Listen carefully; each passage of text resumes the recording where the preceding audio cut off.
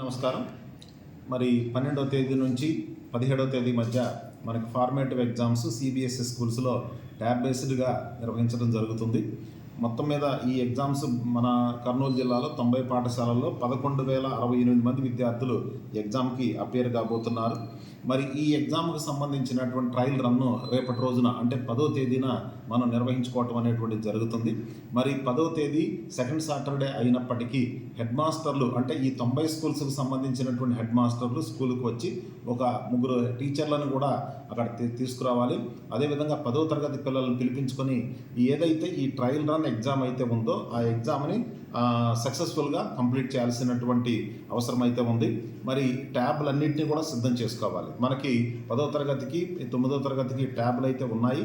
ఈ ట్యాబ్ల్లో ఏదైతే చక్కగా పనిచేస్తున్నాయో 6 నుండి 8 యాప్ల మధ్య ఉన్నటువంటి ట్యాబ్లు ఏదైతే ఉన్నాయో ఆ ట్యాబ్లను సిద్ధం చేసుకొని రేపు ఉదయాన మనం 10 గంటలకి ఈ ట్రయల్ రన్ని మనం ఎగ్జామినేషన్ కండక్ట్ చేయాలి.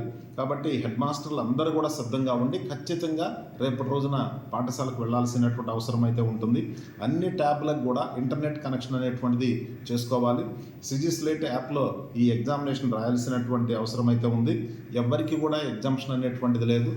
ఆల్ ఎంఈఓస్ ఖచ్చితంగా స్కూల్ విజిట్కి వెళ్ళి రేపటి రోజున ఈ ట్యాబ్ బేస్డ్ ట్రయల్ రన్ ఎగ్జామ్ని సక్సెస్ఫుల్గా కంప్లీట్ చేస్తారని చెప్పి ఆశిస్తున్నాం.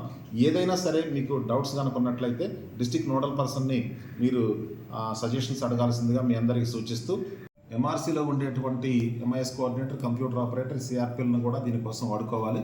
అదేవిధంగా ప్రతి మండలానికి కూడా ఈ సిబిఎస్ఈ ఎగ్జామ్స్ కండక్ట్ చేయడానికి ఇద్దరు యాక్టివ్ టీచర్స్ని టెక్నికల్గా మంచి పర్ఫెక్ట్గా ఉన్నటువంటి ఇద్దరు యాక్టివ్ టీచర్స్ని కూడా మేము అలాట్ చేయడం అనేటువంటిది జరిగింది.